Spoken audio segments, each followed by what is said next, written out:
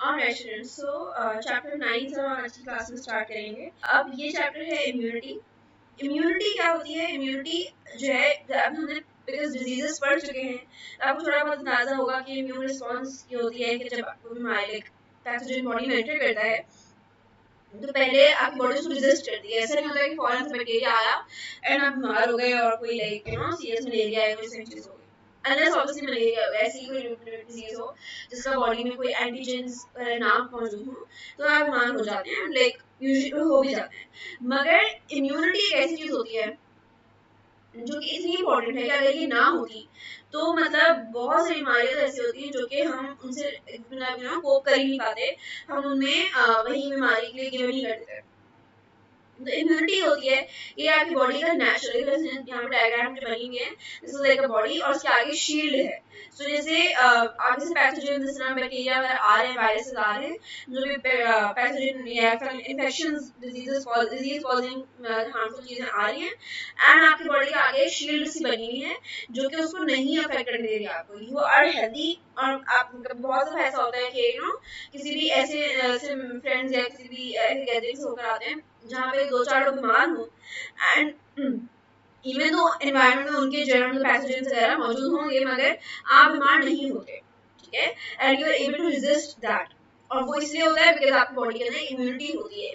और वो इम्यूनिटी क्यों आती है? बिकॉज इम्यून सिस्टम इतना स्ट्रांग होता है, ठीक है। So immunity क्या है? It is the body's ability to resist or combat infections, diseases and foreign substances. Foreign substances यही सारे हैं, बैक्टीरिया, वायरस, फंजाई वगैरह, पैरासाइट्स, तो ये सारे हैं। The immune system plays a crucial role in protecting body against pathogens such as bacteria, viruses, fungi, parasites and other foreign substances. यानी कि आपकी बॉडी बहुत इंपॉर्टेंट रोल प्ले कर रही है इनसे फाइट करने के लिए। तो अब अगर फाइट नहीं कर रही होती बॉडी और आप मतलब इम्यूनिटी ना होती है अगर, तो आप कोई भी पैथोजन सामने आता उससे बीमार हो जाते हैं, सही है, बॉडी रेजिस्ट ना कर रही होती। ये ऑलमोस्ट ऐसी चीज है जैसे कि अगर आपके कोई घर में कोई चोर वगैरह घुस आते हैं और सामने गार्ड बैठा होता है, मतलब कोई मोहल्ले में चोर घुसा है एंड आप घर के अंदर एंटर करना चाह रहे हैं, मगर because there is a guard तो उसने आपको चोर को अंदर नहीं आने दिया, पकड़ लिया और उनको मार के बाहर फेंक दिया। लेकिन जैसे ही अगर ना होता, कोई गार्ड नहीं होता, कोई सीसीटीवी कैमरास नहीं लगे हुए, कुछ नहीं होता और कोई बार्ब वायर्स नहीं है, देयर इज नथिंग प्रोटेक्शन के लिए, तो अगर कोई चोर घर में घुस आए तो वो आकर जाहिर है आपको हार्म कर देंगे, आपकी चीजें चुरा लेंगे, जो भी हार्म करने के लिए चीजें होती है वो कर लेंगे। और सबसे इम्पोर्टेंट बात, हमने इस चैप्टर के ग्रैंड टेस्ट का जो प्रैक्टिस टेस्ट है उसका लिंक हमने डिस्क्रिप्शन में डाल दिया है। आप डिस्क्रिप्शन में जाकर ये ऊपर पहला लिंक है प्रैक्टिस ग्रैंड टेस्ट को, यहाँ पे जाएं और सॉल्व करें और प्रैक्टिस करें। यहाँ से आपने अगर प्रैक्टिस कर ली, आपके एग्जाम्स के अंदर एमसीक्यूज के अंदर 100% मार्क्स गारंटेड है। उसके अलावा अगर आपको हमारे फ्री नोट्स चाहिए, lecture, guest papers, model papers चाहिए, तो इस पहली वाली लिंक पे क्लिक करके आप हमारे चैनल को ज्वाइन हो जाए और दूसरी वाली लिंक को क्लिक करके आप हमारा व्हाट्सएप ग्रुप है इंपॉर्टेंट प्रीमियम, उसको ज्वाइन हो जाएं, ठीक है। अगर आपको ट्यूशंस वगैरह के अंदर एनरोल होना है, कोई डाउट है, तो ये हमारा व्हाट्सएप नंबर, इस पर क्लिक करेंगे आप डायरेक्ट व्हाट्सएप पे चले जाएंगे और तमाम बुक्स के पीडीएफ इस वाले यहाँ पर आखिरी वाले आपके पास गिवन है। आप यहाँ से कोई भी बुक उठा सकते हैं, आपकी जो मर्जी चाहे, सारी की सारी क्लासेस का। इसके साथ साथ आपसे रिक्वेस्ट है आप चैनल को सब्सक्राइब और वीडियो को लाइक भी करते हैं। सो इम्यूनिटी इज लाइक दैट, एक गार्ड या शील्ड की तरह होती है कि कोई भी चीज अंदर आने की कोशिश कर रही है, आपको हार्म करने की कोशिश कर रही है, ये इम्यूनिटी की वजह से आप सेफ रहोगे। ऐसा अगर गेम्स वगैरह खेलने में होता भी है ना, कभी गेम्स खेलने में, पबजी वगैरह, तो उनमें इम्यूनिटी मिल जाती है कि यू लाइक प्लेइंग प्ले तो कर रहे हैं, 3 लाइव्स होती हैं, बट एक आपने बहुत अच्छा लेवल खेला है, कोई गिफ्ट मिला उसमें कि इम्यूनिटी मिल गई, आप अपनी थर्ड लाइफ लॉस्ट होने के बावजूद भी आप आउट नहीं होंगे, आप एक लेवल एक दफा और खेल सकते हैं, एक लाइफ और मिल गई। तो इम्यूनिटी इसको कहते हैं कि आपकी ability to resist against harmful substances और फॉरेन पैथोजेंस, ठीक है। क्लियर हो गया? रोल क्या है इम्यून सिस्टम का? तो the role of immune system is कि आप बेसिक रोल या गोल क्या है इसका, ये एम क्या है इम्यून सिस्टम का, वो ये है कि आपको हेल्दी रखना है। लाइक इतना सीधा सा एक स्ट्रेट फॉरवर्ड गोल है कि एक बैलेंस्ड इम्यून सिस्टम वो होगा जो कि हेल्थ को मेंटेन करेगा और डिजीजेस वगैरह से प्रिवेंट करेगा, ठीक है। Following our main roles are the main roles of immune system. जो क्या roles हैं? Total 15 roles हैं main. ये काफी सारे इसमें हम एक एक करके सबको देखेंगे और सबके एग्जांपल्स भी डिस्कस करेंगे। पहला है रिकॉग्निशन ऑफ फॉरेन एंटीजन। अब कुछ एंटीजन, एंटीजन क्या होता है? एंटीजन वो चीज होती है जो कि आपकी बॉडी में बिलोंग नहीं करती होती, या जो बेसिकली कोई हार्मफुल, जैसे फॉर एग्जांपल किसी को कोविड हुआ, मुझे हुआ है, तो कोविड हो गया मुझे, अब दोबारा अगर मैं किसी कोविड वाले मतलब कोई कोरोना वायरस मेरी बॉडी में आके आने की कोशिश करेगा, तो क्या होगा, मेरी बॉडी में, बिकॉज एक दफा कोविड हो चुका है, तो बॉडी ने अंदर से एंटीजेंस बना दिए। एंटीजेंस क्या है? एंटीजेंस है जो कि उसी वायरस के बीच, वायरस की एक कॉपी कह लो, या जैसे कि उसकी रेप्लिका होती है जो कि अंदर मौजूद है, जो वो ये नहीं है कि वो खुद सेल्फ वायरस में मौजूद होगा, मगर एक ऐसे समझ लो कि स्टैम्प होकर रखा हुआ है, एक आपके पास एक चीज है, एक बॉडी ने अंदर ना अपने सेल्स में एक स्टैम्प बना लिया है कि ये वाला जो स्टैम्प है ये कोरोना वायरस का है। एंड बिकॉज दफा हो चुका है, मैं सही सामने बच के आ गई बाहर से कोरोना से, तो उसको पता है कि उसको फाइट कैसे करना है, ठीक है। बॉडी के अंदर रिस्पॉन्स जो है, इम्यून रिस्पॉन्स, इम्यूनिटी को पता है, मेरी इम्यून सिस्टम को पता है कि अगर कोरोना वायरस दोबारा अंदर आना चाहेगा, तो हम एक तो पहले शक्ल देखेंगे कि ये वाला कोरोना वायरस है, ये सेल हमें अंदर नहीं आने देगा, और आ भी गया अगर, तो इससे कैसे फाइट करना है, ये इस चीज का अगर पूरी एक बुकलेट मौजूद होती है अंदर बॉडी के अंदर, ऐसे हमें फाइट करना है। फेडरल बोर्ड के एनुअल एग्जाम्स का डर है, लेकिन ये नहीं पता कि तैयारी कहाँ से करनी है। दूसरी बात ये नहीं पता कि एग्जाम के अंदर सवाल का जवाब लिखना कैसे है, कैसे सेंटेंसेस को फॉर्म करना है, कैसे हमें फुल के फुल मार्क्स मिले। तो भाई घबराना किस बात से, हमारी बैच इसी प्रॉब्लम को तो सॉल्व करने आई है। तो आप भी हमारे बच्चों की तरह 97.8 परसेंटेज ला सकते हो, 98.27 परसेंटेज ला सकते हो, फातिमा की तरह, अगली फातिमा आप बन सकते हो। आप 505 मार्क्स ले सकते हो आउट ऑफ 520। अच्छा जी, कैसे? हम आपको सिखाते हैं कि एग्जाम के अंदर लिखना कैसे होता है, ग्रेड टेस्ट प्रोवाइड करते हैं। देखें जी, हमारे पास है पाकिस्तान की one of the best faculty. आप कोई भी सब्जेक्ट लेना चाहें, आपका जो दिल करे, आप सारे सब्जेक्ट्स लें, सिर्फ और सिर्फ 3,000 रुपये में पूरे साल में। आपको एग्जाम राइटिंग मेथड सेशन दिए जाते हैं कि सवाल का जवाब लिखना कैसे, डिफरेंस वाला अलग क्वेश्चन, डेफिनेशन अलग, एग्जाम्पल वाला अलग, मैथ के सवालों का जवाब अलग होता है। आपको टॉपर बच्चों के नोट्स दिए जाते हैं, आपको फुल बुक के notes, question answers, live classes के अंदर कॉन्सेप्ट पढ़ाया जाता है आपको, और उनकी रिकॉर्डिंग्स भी दी जाती हैं। भैया और क्या चाहिए? अच्छा, और मजे की बात, ग्रैंड टेस्ट से हमारा समझो पेपर लगता है। ये हमारा है केमिस्ट्री का ग्रैंड टेस्ट, इसका सवाल नंबर तुम नोट करो ये। तो भैया इस ग्रैंड टेस्ट में से आपके 3 सवाल लगे हैं क्लास 9 के केमिस्ट्री के पेपर में, इस साल जो नए सिलेबस से हुआ था 2025 के अंदर ग्रेड 9 का। तो इतने इंपॉर्टेंट हमारे ग्रैंड टेस्ट होते हैं, सारे आपको दिए जाते हैं। तो भैया देर किस बात की, इस नंबर पे कांटेक्ट करें और अभी रजिस्टर करवाएं। और ये रिकग्निशन जो है क्यों इम्पोर्टेंट है? बिकॉज हाँ, ये जो है बैक्टीरिया वगैरह सारे, तो इनको आइडेंटिफाई करना, जैसे इसको एग्जांपल ऐसे समझ लो, जैसे कि यार कोई मूवीज वगैरह में देखते हैं, कई बार उनकी कोई बहुत ही गैंग्स हो या कोई ऐसा माफिया वॉर्स चल रही हो अगर, तो उसमें एक बंदा जो मतलब मेन कल्प्रिट होता है, उसकी शक्ल हर जगह लगा दी जाती है कि ये बंदा अगर आए ना, वांटेड है, ये नजर आए तो उसको पकड़ के हमें दे दें, बिकॉज इसको मारना है, या शूट ऑन साइट वाला एक ऑर्डर हो गया। सो यही चीज बॉडी के अंदर अगर हो रही है तो उसको हम कहते हैं रिकॉग्निशन ऑफ फॉरेन एंटीजेंस। तो एंटीजेंस उस चीज की पिक्चर बन के रखी होती है हर जगह पर, जैसे ये वाला है, ये कोरोना वायरस है, ये लास्ट टाइम इसने मसला किया था, इस लास्ट टाइम आके बीमार कर दिया था हमें, अब दोबारा बीमार नहीं करे। तो ये जो है इसकी वजह से आपकी बॉडी डिस्टिंग्विश करती है कि ये चीज पैथोजन है और ये चीज पैथोजन नहीं है, या ये सही है आपकी बॉडी, ठीक है। और बहुत दफा ऐसा होता है कि इसी वजह से, बिकॉज आपके पास वो हुआ होता है, मार्क हुआ होता है, तो काफी दफा बीमार नहीं हो पाते उसी सेम वायरस से या उसी बैक्टीरिया से, एज कम्पेयर टू अगर मार्क नहीं होता तो बीमार हो सकते, बिकॉज यू नॉट नो कैसे फाइट करना है, कैसे उसको रेकग्नाइज कैसे करना है, ठीक है। यहाँ पे लिखा है identifying and recognising antigens, pathogens and foreign substances. तो ये हो गया। और एक आता है these may include bacteria, viruses or toxins. This step helps the body distinguish between self and non-self. Self and non-self क्या होता है? कि आपने देखा कि अच्छा ये मेरी मतलब, या ये मैं हूँ, या this is like a normal healthy thing और ये हेल्दी चीज नहीं है। तो हेल्दी और नॉन हेल्दी के बीच में डिस्टिंग्विश करने वाली चीज ये होती है आपकी एंटीजन, सही है। So coming on to the next role of immune system, और वो है activation of immune response. Activation of immune response क्या होता है, जब एंटीजन डिटेक्ट हो गया उसके बाद ये इम्यून रिस्पॉन्स एक्टिवेट होती है। इम्यून रिस्पॉन्स बिकॉज है इसका नाम, तो इम्यून रिस्पॉन्स के हम कहेंगे कि वो चीज़ है जिससे लाइक जिसकी वजह से आप फाइट कर सकते हो। सो लाइक अपनी जैसे मैंने कहा ना कि एंटीजन आइडेंटिफाई कर लिया है, उसके अगेंस्ट आप फाइट करते हो, जो फाइटिंग वाला प्रोसेस है वो सेकंड स्टेप है, which is activation of immune response. First step में सिर्फ आइडेंटिफाई करना है, सिर्फ पिक्चर्स लगा दी है बॉडी के अंदर हर जगह पे कि ये वाला वायरस बाहर नहीं आना चाहिए। लेकिन अब सेकंड स्टेप उसके बाद क्या होगा, अच्छा आइडेंटिफाई तो हो गया, लेकिन अब क्या करें, अब उसमें आप क्या ये करोगे कि देखा अच्छा ये चीज तो मतलब ये डिटेक्ट कर लिया गया है, अब इसके अगेंस्ट हमें पूरी अपनी आर्मी भेजनी है या अपना वो करना है कि पूरी फोर्स वगैरह भेजनी है कि ये चीज अब हमें हार्म ना कर पाए। ठीक है, तो ये ऐसे होता है।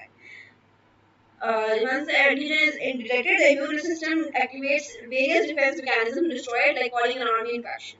तो ऐसे नहीं होता कि हम उसमें देखते हैं मूवीज में कि ये बंदे ने आकर ये पता चल चुका है ये वाले लोग एंटर कर रहे हैं बिल्डिंग में, अब अपने बंदे भेजो, फिर आपकी पूरी टीम आ जाती है, अब हमें से फाइट करना है, इसके अगेंस्ट कैसे फाइट करना है वो सब उसमें पता होगा।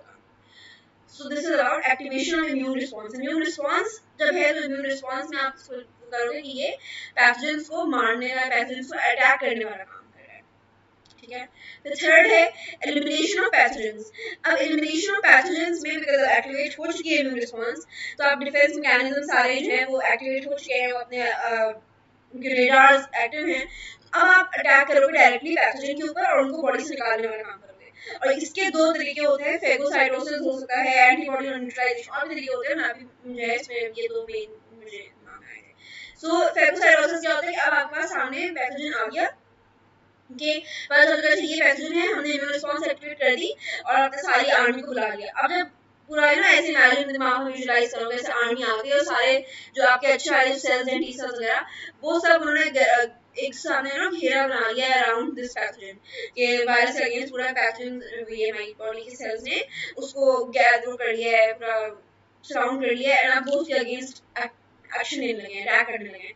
जब अटैक कर रहे हैं तो ये अटैक करने का प्रोसेस भी अलग तरह से होता है। एक होता है एंटीबॉडी न्यूट्रलाइजेशन, ये अलग तरह के होते हैं। एंटीबॉडी न्यूट्रलाइजेशन जो होती है कि आपने जो एंटीबॉडीज हैं बॉडी की, उन सब ने आकर अटैक किया और वो लाइक न्यूट्रलाइज कर दिया गया, कि पैथोजेंस को हटा दिया, उससे सब कर गया। और एक होता है फैगोसाइटोसिस। फैगोसाइटोसिस में आपकी सेल्स हैं, जो बॉडी के अच्छी सेल्स हैं, वो इनगल्फ करते हैं, वो खा जाते हैं पैथोजन को। तो ये कह रही है कि अच्छा ठीक है, इसको हमें अटैक करना है तो इसको पकड़ के खा ही है। तो जब खा जाता है तो जाहिर है लाइक खाने में इट मींस कि फेगोसाइटोसिस वो जब so you surround that, phagocytosis basically होता है कि उसके जो पैथोजन था उसके अराउंड, मैं इसमें डायग्राम बना के दिखाती हूँ। ये अगर फॉर एग्जांपल ये पैथोजन है आपका और ये एक सेल है, तो ये सेल इसको यूं करके इसके अराउंड पूरा अपना वो सर्कल करेगा ये प्रोसेस में, और फिर जब अंदर करेगा तो उसके अंदर से रिलीज करेगा केमिकल्स, और वो जब वो बिकॉज अंदर ही सारा कंस्ट्रक्शन होगा तो वो केमिकल्स की वजह से खत्म हो जाएगा और मर जाएगा। ठीक है, तो ये यहाँ पे एक है removing pathogens and foreign substances from the body. Regulation of immune response. Regulation of immune response क्या है कि जो है आप इसकी वजह से रेगुलेट करो कि अच्छा कोई बहुत ज्यादा हाइपर एक्टिव रिस्पांस भी ना आ जाए, ऐसा भी ना हो फिर जब बाकी आपकी जो अच्छी अच्छी सेल्स हैं वो भी मर जाए इस वजह से कि इतनी ज्यादा हाई एक्टिव वाली रिस्पांस इम्यून रिस्पांस बना दी गई है, या ना ही इतना कम हो कि बिल्कुल ही मतलब इतना कम भी ना हो कि भाई इन्फेक्शन होते ही रहें।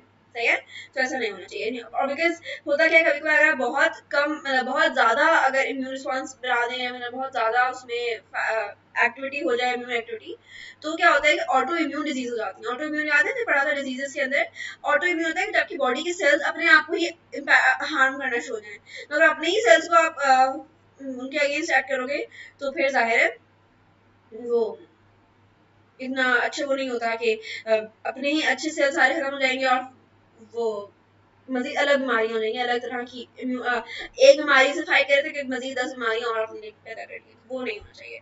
और बहुत कम अगर इम्यून रिस्पांस होगी बिल्कुल like if it is too little तो इन्फेक्शन ही हो जाएंगे। सही है, तो रेगुलेशन में यही बात है। फिर मेमोरी। अब मेमोरी वही चीज है कि आपको पता चल चुका है कि अच्छा ये पैथोजन है और इस पैथोजन पर ये वाली रिस्पांस आती है, आपको पता है, तो अगली दफा अगर ऐसा हो कि ऐसा वाला सेल दोबारा आए, ऐसा पैथोजन दोबारा आए, तो आपने सेम रिस्पांस देनी है मगर ज्यादा स्ट्रॉन्ग तरीके से देनी है, तो दोबारा आने का सोचा ही नहीं, यू नो ऐसा होता है। जैसे कि अगर कोई गलत चोर वगैरह आने की कोशिश कर रहे हैं, एक दफा उन्होंने ट्राई किया, तो अब इस बार ट्राई बिकॉज कर चुके हैं, तो आपके घर वालों को पता होगा कि अच्छा ये हमें यहाँ से नहीं होना चाहिए, फिर पता चल गया कि मोहल्ले वालों से या इवन गार्ड से कि यहाँ पे तो घर में चोर आने की कोशिश कर रहे थे, तो आप क्या करोगे? आप अगली दफा के लिए आपको पता चल चुका है कि अच्छा ये हमारा जो घर है ये नजर में आ चुका है, या ये जो है घर इसमें ऐसा भी मसला हो सकता है, हमने अब तक सोचा ही नहीं था कि अच्छा चोर भी आ सकते हैं, तो फिर आप क्या करोगे? आप बार्ब वायर्स लगा दोगे। बार्ब वायर्स होते हैं जिसमें लाइक करंट घूम रहा होता है, और या फिर आप सीसीटीवी कैमरास लगा लोगे, और मेमोरी स्ट्रांग होगी कि अच्छा अब मैं अगली दफा अगर ऐसा होगा तो ज्यादा स्ट्रांग रिस्पॉन्स देनी है, तो दैट इज मेमोरी। मेमोरी ये काम होता है कि आपने स्पेसिफिक पैथोजेंस को याद रख लिया, और अगली दफा ज्यादा तेज रिस्पॉन्स आए, और फ्यूचर में मजीद अगर एक्सपोजर हो तो हमें ज्यादा फास्टर और स्ट्रॉन्गर रिस्पॉन्स आए। This is the basics of immunity after vaccination. हाँ, वैक्सीनेशन के बाद यही होता है। जैसे इवन अगर आप लोगों को आई डोंट नो कि कोविड हुआ है नहीं हुआ, अगर हुआ है तो ज़ाहिर हो चुका है, लेकिन अगर नहीं हुआ सो एक्चुअली ऐसा नहीं है कि अगर नहीं हुआ तो आप बिल्कुल सही हो, तो आपने वैक्सीनेशन लगाई होगी मोस्ट प्रॉब्ली। सो वैक्सीनेशन अगर लग चुकी है तो भी सेम ऐसी ही चीज़ें आएंगी कि मेमोरी बन चुकी है, अच्छा ये वाला बैक्टीरिया नहीं आने देना है, ये वायरस नहीं आने देना बॉडी में, तो सेल के एंटीजेंस तो नहीं बने हुए, मगर वैसे ही सेल ने मेमोरी बनाई सेल लगाएगा या पैथोजन लगाएगा, तो हमें कैसे रिस्पांस देनी है, ठीक है। फिर होता है surveillance. Surveillance is continuously monitoring the body for potential threats. या आप अपने आसपास देख रहे हो अच्छा कोई और थ्रेट तो नहीं है, कोई चेंजेस तो नहीं आ रहे बॉडी के अंदर कि अच्छा ये हमने पैथोजन को फाइट कर लिया, लेकिन कोई ऐसा नहीं पैथोजन ने कोई और इम्पैक्ट छोड़ के चला गया बॉडी के अंदर। सर्वेलेंस सर्वेलेंस नहीं होता, हम सर्वेलेंस कैमरास भी होते हैं कि अच्छा यहाँ पर कोई क्राइम सीन, तो सारे के सर्वेलेंस कैमरास देखा जाता है, सर्वेलेंस पूरी की जाती है कि उस क्राइम सीन का एरिया अगर कोई मर्डर हुआ है तो उसका इम्पैक्ट कहीं और तो नहीं है, किसी और को तो नहीं इम्पैक्ट या कोई गलत करके चला गया। तो सर्वेलेंस इससे आप हर जगह से पूरा कॉन्स्टेंटली अपना अच्छे से चेकिंग कर रहे हो और अच्छे टेस्ट देख रहे हैं कि और कोई थ्रेट तो नहीं है, और कोई मसला तो नहीं है हमारे आसपास के एरिया, दैट इज सर्वेलेंस। फिर आगे inflammation. Inflammation is initiating inflammation to isolate and eliminate pathogens.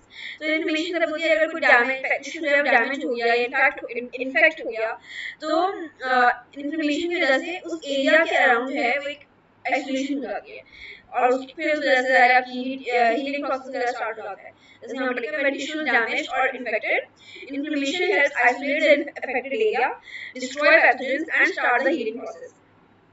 कि मतलब अगर जैसे कि किसी मसल के अंदर मसल टिश्यू में कोई ऐसा मसला हुआ, पैथोजन वगैरह ने आकर अटैक किया, फिर वो एरिया जो है डैमेज तो हो चुका है, लेकिन उसके अराउंड आप देखोगे कि इन्फ्लेमेशन से कभी बार वो अफेक्टेड एरिया जो है वो हीलिंग स्टार्ट कर जाता है, और फिर रेडनेस आती है, हीट स्वेलिंग वगैरह सब स्टार्ट होता है। This is about it. तो इन्फ्लेमेशन इज नॉर्मल इन्फ्लेमेशन से आप पैथोजन को अलग कर रहे हो। एंटीबॉडी प्रोडक्शन से ये होता है कि आपको स्पेशल सेल्स बन जाए जो कि बॉडी के अंदर बी सेल्स वगैरह, जो कि डायरेक्टली उन्हीं पैथोजेंस के अगेंस्ट टारगेट कर रहे हो, ठीक है, और वो एंटीजेंस वगैरह के साथ यूटिलाइज करके टारगेट करने वाले सेल्स होते हैं एंटीबॉडीज। फिर cell mediated immunity. Cell mediated immunity कौन सी होती है? जो कि इम्यून सेल्स के थ्रू हो रही होती है, जैसे टी सेल्स हो गए, मैक्रोफेज वगैरह, तो ये सेल मीडिएटेड होता है, यानी कि सेल्स जो हैं ये कर रहे होते हैं, ये इम्यून सेल्स कि वो उनको पैथोजन वगैरह को अटैक कर रहे होते हैं, ठीक है। ये पता चल चुका है कि टी सेल्स हैं, मैक्रोफेज हैं, ये इन्फेक्टेड सेल्स को डायरेक्टली अटैक करेंगे विदाउट एंटीबॉडीज। तो आपको पता चल चुका है कि ये वाली एक अप्रोच है। देन टिश्यू रिपेयर में आप वही करते हो कि damage tissues and restoring normal function के रिपेयर कर रहे होते हैं डैमेज टिश्यूज को। अच्छा किसी भी बीमारी से, किसी भी इन्फेक्शन से, डिजीज से टिश्यूज अगर डैमेज हो गए तो उसको हील करना, रिपेयर करना और वापस से नॉर्मल पर लेकर आना। हमारा हर चीज में काम और गोल में एंड गोल तो यही होता है ना कि हर चीज को वापस नॉर्मल ले आए, तो नॉर्मल लाने में यही टिश्यू रिपेयर ही होता है। फिर होता है सेल्फ टॉलरेंस बढ़ जाती है कि बॉडी के अपने सेल से और जो फॉरेन सेल्स के बीच में एक टॉलरेंस आ गई कि आप आइडेंटिफाई कर रहे हैं और identifying not reacting against self antigens, कि अब बॉडी ने अपने सेल्स को और जो पैथोजेंस हैं उनके बीच में डिफरेंशिएट करना सीख लिया है कि अब हम अपने आप पर अटैक नहीं कर रहे हैं। ऐसा नहीं है कि जो है बैक्टीरिया जैसा कोई सेल हमारी बॉडी के अंदर है तो उसी सेल को अटैक किया जा रहा है, तो डिफरेंस समझ में आ चुका है कि इतना टाइम हो गया तो अपनी बीमारी वाले सेल्स, जो बीमार करने वाले सेल्स हैं उनमें, और जो अच्छे हेल्दी सेल्स हैं अपनी बॉडी के, उनके बीच में डिफरेंस पता चलना, और उनको जो हार्मफुल सेल्स हैं उनको अटैक करना है सिर्फ, और अपने वालों को अटैक नहीं करना, अपने वालों को बचाना है। This is self tolerance. फिर कैंसर प्रिवेंशन क्या होती है कि आप जो है बॉडी होने वाले जो एबनॉर्मल ग्रोथ हो रही है जिन सेल्स की या जो अनकंट्रोलेबली ग्रो कर रहे हैं उनको आइडेंटिफाई करके उन सेल्स को डिस्ट्रॉय करना। बिकॉज अगर कैंसर सेल्स अपनी बॉडी खुद ही डिस्ट्रॉय कर देगी तो चीज बढ़ेगी नहीं वहीं से, लेकिन जाहिर है अगर वो बढ़ जाती है तो फिर मसला हो जाता है। Then 13 allergy. तो एलर्जी इज कि आपके अगर ज़्यादा रिएक्शन आ गया इम्यून रिस्पॉन्स को और वो हार्मलेस सब्सटेंस यानी कि बेसिकली कोई हार्मलेस सब्सटेंस था मगर फॉरेन पैथोजन फॉरेन सब्सटेंस था जो कि हार्मलेस था, ठीक है, यानी कि बॉडी में ऐसा सेल आ गया या कोई ऐसा मटेरियल आ गया अंदर जो कि है तो ज़ाहिर बाहर से आ रहा है, अपना नहीं है, लेकिन वो कोई मसला हार्म नहीं पहुंचा रहा आपको, तो उसको उस पर भी अगर आपने मजीद रिएक्शन कर दिया यानी उस पर भी ओवर रिएक्ट कर दिया तो इसकी वजह से एलर्जी हो जाती है और वो एलर्जन बन जाता है वो चीज, ठीक है, वो रिस्पॉन्स। फिर क्लॉटिंग असिस्टेंस। क्लॉटिंग क्या होती है कि अगर ब्लीडिंग वगैरह कंट्रोल करना, इवन अगर कभी ब्लड वेसल्स डैमेज हो जाए प्रोसेस में इस पूरे इम्यून रिस्पॉन्स वाले प्रोसेस के अंदर अगर ब्लड वेसल्स डैमेज हो गए या वुंड्स जो हैं वो मतलब कोई चोट लग गई है कहीं पर, उसको हील करना, वो सारे काम क्लॉटिंग असिस्टेंस में रहती है। क्लॉटिंग आई होप आप लोगों को याद होगी जब हमने पूरा फिब्रिनोजन वगैरह का पढ़ा था कैसे फिब्रिन क्लॉट बनता है पूरा वो चीज, तो अगर याद है आई होप, अगर नहीं याद तो बता देगा, आई एक्सप्लेन दैट अगेन, हमने चैप्टर 2 में कवर की थी कार्डियो जो सर्कुलेटरी सिस्टम था उसके अंदर। तो क्लॉटिंग असिस्टेंस में यही है कि immune response to damaged blood vessels and invading pathogens to limit the blood loss and promote healing। because क्या होगा, अच्छा अगर blood vessels के बीच में कोई डैमेज आ गया, कोई वेन थी जो कि उसको कहीं रप्चर हो गई और वेन से ब्लीडिंग होना शुरू हो गई, अब क्या होगा, वो एक ओपन स्पॉट मिल चुका है, आपको एक ओपन एंट्री पॉइंट मिल गया कि यहाँ से बैक्टीरिया एंटर हो सकते हैं। ज़ाहिर है अगर ब्लड वेसल ही डैमेज हो गई तो डायरेक्टली अगर ब्लड में कोई बैक्टीरिया एंटर कर जाएगा तो आप बहुत इससे बीमार हो जाएंगे और उसमें आप फाइट भी नहीं कर पाएंगे ज़्यादा उतने तरीके से। इसीलिए इम्यून सिस्टम का गोल ही होता है या रोल ही होता है कि अगर कभी ऐसा ब्लड क्लॉट कोई कहीं ब्लड वेसल में कोई क्लॉट आया डैमेज आया तो उसको फौरन से क्लॉट कर दे, वहाँ पे ब्लीडिंग कंट्रोल कर ली जाए ताकि मजीद बैक्टीरिया मजीद पैथोजन उसके अंदर ब्लड में ना आए, ठीक है। फिर है removal of cell debris, identifying and removing damage and dead cell debris. कि देखा कि यहाँ पे कुछ डेड सेल्स पड़े हैं, कुछ कचरा पड़ा है, उस सबको हटा दिया गया ताकि टिश्यूज भी और सेल्स वगैरह सब क्लीन और हेल्दी हो जाए। बिकॉज नहीं हम देखते हैं मेरी अम्मा कहती हैं कि भाई अपने कमरे को साफ करो वरना बीमार हो जाओगे, तो क्यों होता है, बिकॉज अगर आपके आसपास गंदगी होता है, अच्छा साफ सुथरा एनवायरनमेंट नहीं होता तो you are more susceptible to diseases और मतलब ज़्यादा आपको डैमेज अनहेल्दी उसमें रहने की वजह से थोड़ी हो सकती है, मतलब कॉम्प्रोमाइज हो सकता है। इसलिए बेहतर होता है कि अपने एनवायरनमेंट एक्सटर्नल एनवायरनमेंट में इंटरनल एनवायरनमेंट सब कुछ क्लीन और हेल्दी रखा जाए, ठीक है, ये हो गया। Now the next thing is immune system. Immune system in itself क्या होता है, immune system एक proper like extensive network है जिसमें tissues हैं, organs हैं, protein cells वगैरह सारी चीजें हैं जो साथ में वर्क करती हैं ताकि एक बॉडी को प्रोटेक्ट किया जा सके, सही है। तो मतलब सोचिए इमेजिन आप लोग अपनी बॉडी को प्रोटेक्ट करने के लिए कितना सारा कुछ रखा होता है, तो ये सारे ऑर्गन्स बने हुए इम्यून सिस्टम के, अभी हम सबको पढ़ेंगे, सबसे पढ़ना शुरू करते हैं। पहले an extensive network of tissues, organs, proteins and cells make up the body's immune system. An immune system working correctly can distinguish healthy tissue and foreign objects. अगर कोई immune system सही तरह से वर्क कर रहा है तो उसको मसला नहीं होगा हेल्दी चीज़ों को और फॉरेन जो खराब चीज़ें उनके बीच में आइडेंटिफाई करने में। बिकॉज अगर आपको पता है हर जगह में कौन सी चीज़ें अपनी हैं कौन सी चीज़ें फॉरेन है तो फॉरेन से आइडेंटिफाई कर लेगा और आइडेंटिफाई करने के बाद उसके ऊपर अफेक्ट शुरू कर देगा। It will initiate a complex attack to defend the body from invaders if it identifies it as foreign। अगर आपने फॉरेन देखा है ये चीज़ बाहर से आ रही है, ये चीज़ हमारे पर अटैक कर रही है, तो फॉरेन से एक अटैक स्टार्ट हो जाएगा, इन्वेजन शुरू हो जाएगी और आप अटैक करोगे उन बॉडी की जो चीज़ें बाहर से आकर सेल्स के अंदर घुस रही हैं उन पर अटैक करके उनको मार दिया जाएगा, ठीक है। तो ये चीज़ें अगर हेल्दी इम्यून सिस्टम है तो ये सब करेगा।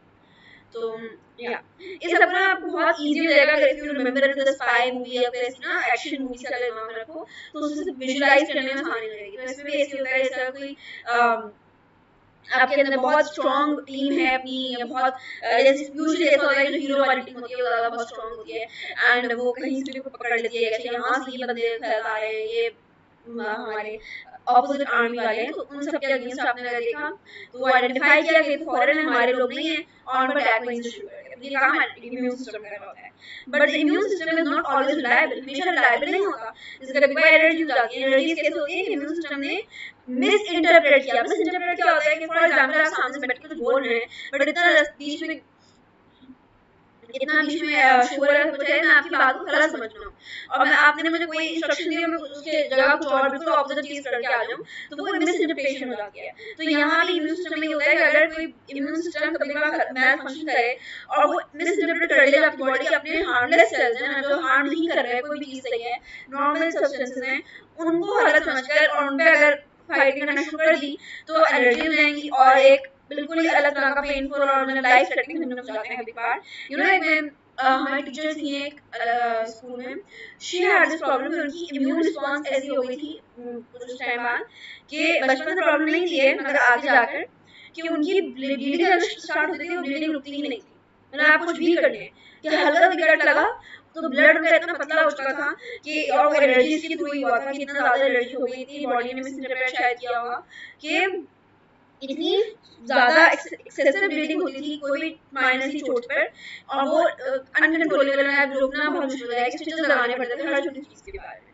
सो इस तरह की अगर हो जाए तो आपकी लाइफ थ्रेटनिंग सिम्टम्स होते हैं। इमेजिन अगर कभी उनको फौरन से फर्स्ट एड ना मिल पाई या स्टिचेस ना लग सके, कभी ऐसी सिचुएशन हुई तो ब्लीडिंग तो अगर बहुत ज्यादा होती जाए तो आपकी लाइफ थ्रेटनिंग हो जाती हो सकती है। और अगर कोई ऐसी गलत जगह पर मतलब ब्लीडिंग हो गई, जैसे कोई आपके हाथ के अराउंड जहाँ पर ज्यादा वेसल्स हैं, तो एक्सट्रीमली लाइफ थ्रेटनिंग सिम्टम्स हो सकते हैं। ठीक है, तो ऐसी वाली चीजें, इस तरह के अलग अलग एग्जांपल्स हैं, अलग अलग तरह की इस तरह की मिसइंटरप्रिटेशंस वाली एग्जांपल्स हैं। तो दिस इज वन एग्जांपल। फिर the immune system functions like a police force. It roams the entire body and alerts for assistance when it notices a disturbance. जैसे डिस्टर्बेंस देखी यहाँ पे मुझे लग रहा है मसला है कोई, तो पुलिस ने आकर फौरन से उसको अटैक करके और मतलब देख लिया। It differs from other systems in this way because it must be able to respond in any area of the body. और इसीलिए because इसका और बाकी जो organ systems थे उनमें क्या डिफरेंस था मेन, वो ये था कि ये किसी भी in any area of the body कहीं भी अपना इम्यून रिस्पांस स्टार्ट कर सकती है। ऐसा नहीं है कि सिर्फ यहाँ पर सिर्फ मेरे अगर लंग्स के अराउंड को मसला होगा तो मैं करूँगी, या सिर्फ अगर स्किन पे होगा तो immune system immune response activate करेंगे। कहीं भी किसी भी जगह पर अगर कोई भी मसला होता है, कोई भी पैथोजन आता है, कोई भी फॉरेन सब्सटेंस आता है, तो इम्यून सिस्टम जो है वो हर जगह से अपना वर्क कर रहा होता है। जो ऑर्गन्स हैं हम कल की क्लास में से करेंगे, अब टाइम नहीं है, मगर यही है म्यूकस मेम्ब्रेन्स हैं, टॉन्सिल्स हैं, टॉन्सिल्स आपके ये थ्रोट की तरफ होते हैं, lymphatic vessels, thymus, skin, bone marrow, lymphatic vessels, spleen, lymph nodes, ये सारे। तो ये these are the main organs.